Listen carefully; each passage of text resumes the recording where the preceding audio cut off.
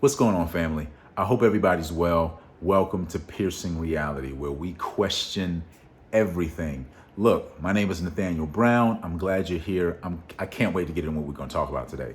Today, men, women, but especially my men, we're talking about sexual transmutation. What the freak is sexual transmutation? Well, give me a second, I'll tell you. I had an opportunity back in 2018 to go to UPW 2018 in San Jose, California. If you don't know what UPW is, it's a Tony Robbins event called Unleash the Power Within. A phenomenally powerful event. Some of the best times I've ever experienced in a room full with 12,000 people with over almost 100 countries involved and engaging and doing the work. So I got a chance to go, and that was my first time really experiencing Tony Robbins in an event. And he often in some interviews, he would mention this book called Think and Grow Rich by Napoleon Hill. And I had no idea what he was talking about. At this point, I was sort of like getting more in depth into the personal development side of things and coming off of the spiritual aspect. I studied spirituality and studied ancient texts and studied the Bible and things of that nature for a long while. But then I wanted to get inside the person now. And when he sort of talked about this book, he talked about, all of his business principles and stuff like that he learned from it. But when I bought the book, and I bought it on Audible, I listened to it. I listened to it several times over. It's like, yeah, this book is really good. And then all of a sudden, one day I was listening with a little bit more intention than I usually have been. Usually it's just background noise. I always fill my time with things that can enlighten me. Tony Robbins teaches about no net time, no extra time, always feeding your subconscious. So I went to read this book or listen to the book. And one day there was this subject that came across where he talked about, the 13 principles to get rich. And in these principles, he mentioned something called sexual transmutation. The name of the chapter, and I have the book right here, the name of the chapter is The Mystery of Sex Transmutation. All right. So if you don't know what this book looks like, it looks like this, but the book has some powerful tools in it. And I think they'll help everyone on this page, especially myself. So the name of the chapter is The Mystery of Sex Transmutation. And I'm going to read a little bit to you, just a couple paragraphs and a couple things I've underlined, because I think it's going to really help our conversation today. All right. So let's get an idea of what he means by transmute, because we got to get into the mindset of the author on why he's using these subjects as headlines in his chapters. All right. So let's get inside Napoleon Hill's head and let's see if we can get some answers to some questions. He says the meaning of the word transmute is, in simple language, the changing or transferring of one element or form of energy into another. Now, remember, energy does not start or stop. It just changes form. It's always going. So he's talking about transmutation as an energy center by moving energy from one form and then transmuting it into another form. All right. The emotion of sex brings into being a state of mind. Interesting that he calls sex an emotion. It's energy in motion. All right. Brings into being a state of mind. Because of ignorance on the subject, this state of mind is generally associated with the physical because of improper influences to which most people have been subjected in acquiring knowledge of sex. Things essentially physical have highly biased the mind. We have been told sex is something to do. We haven't been told that sex is energy to move. Watch, we're going in.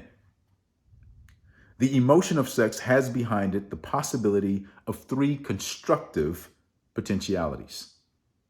Number one, the perpetuation of humankind. That means reproduction. That's the simple base form that sort of like we use the energy for, that we've been taught to use the energy for. Number two, the maintenance of health. So stress is usually in the induction point of all illnesses. You can find stress-induced illnesses. Basically what I'm saying is using sexual energy to reduce stress. Couples do it all the time, or especially with men, they do it to release any type of stress. Men turn to pornography and things of that nature to ejaculate because it's that release of the pressure. And I'm telling you that using that energy in a different way will help you form a different reality that you're manifesting. All right. So stay with me. All right. Number three, the transformation of mediocrity into genius through transmutation. So as a basal energy, it sits in what we call the lower chakra. The word chakra is Sanskrit for wheel, the lower energy point, the lower energy wheel. And what's happening is you feel that pressure. You feel this urge in your growing area, in your private areas. And that basal chakra, that first chakra, sits right about where the perineum is. And that perineum is just that little landing strip of skin and flesh and muscle that connects for men from the scrotum back towards the anus, and for the physical fitness gurus out there, that's called your pelvic floor.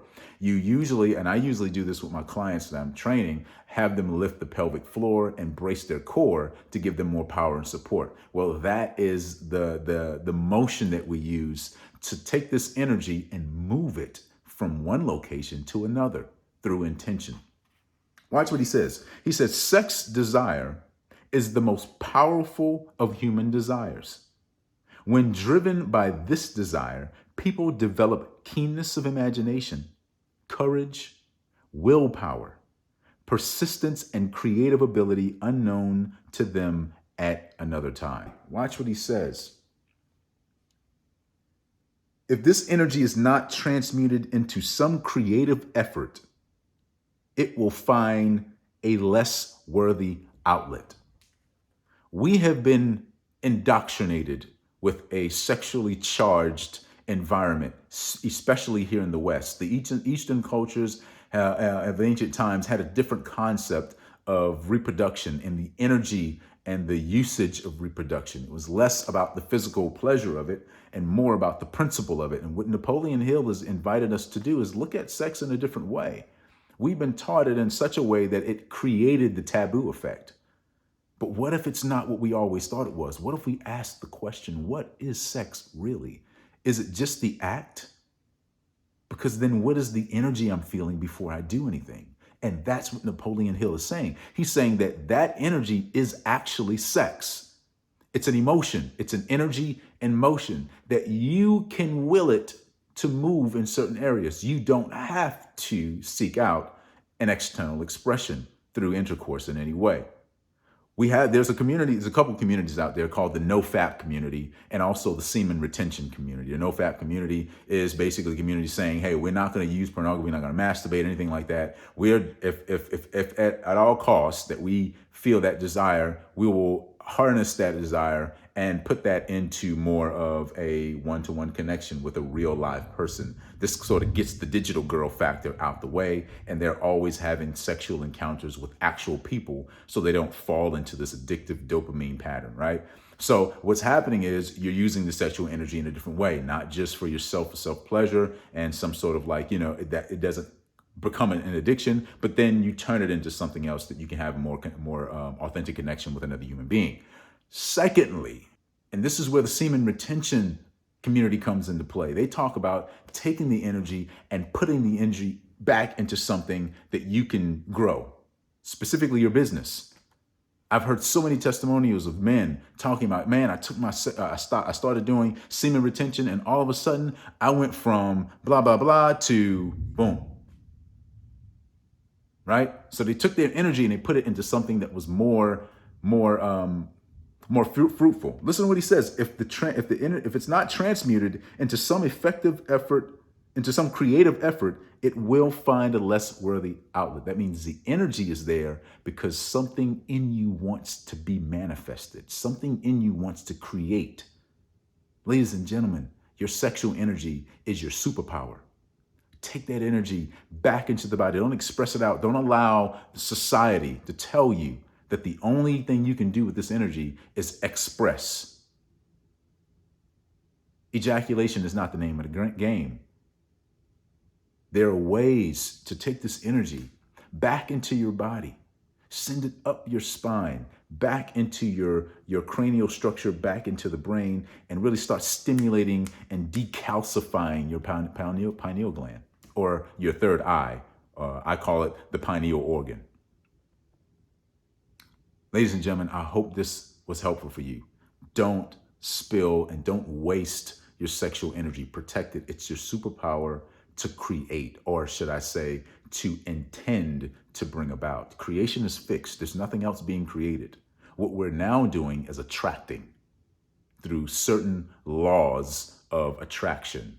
Not just the law of attraction for getting things, but the understanding of how to set your vibrations and your intentions through frequencies and things of that nature, so that what you're looking for, you're not praying for it, but you're praying or you're speaking from it. You are the thing that you're looking for.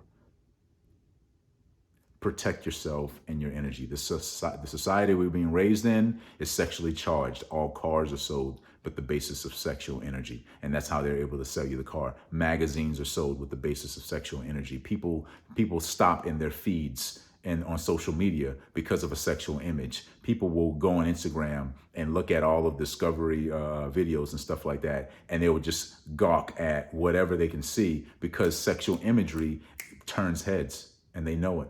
Sex sells, right?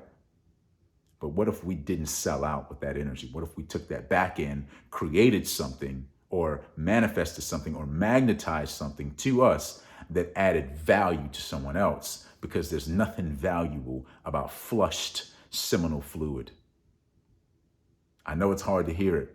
There's nothing valuable about that. It's a waste of true potential and true power. It's your masculinity. It's your testosterone center. It's what makes you you as men. It squares your shoulders. It squares off your jaws. It causes your facial hair to grow. It causes the hair on your head to grow, increasing your testosterone, give you a more muscular build. Don't waste that. Women, testosterone does the same thing for you as it does for men. It creates the body that you have. It actually forms it into something different that magnetizes a new reality to yourself. Thank you for watching this video. I hope you got some value out of what I had to say. If you haven't yet, pick up this book, Napoleon Hill's Think and Grow Rich. Read the chapter on sexual transmutation. Ask questions below. Hit that like button. Hit that subscribe button. Let's get this video pushing through an algorithm here on YouTube so I can help you more and I can help more people. I want to reach as many people as I can. There are 8 billion people on this planet. I can reach a couple 100 mil. Thank you guys for piercing reality with me today. Peace.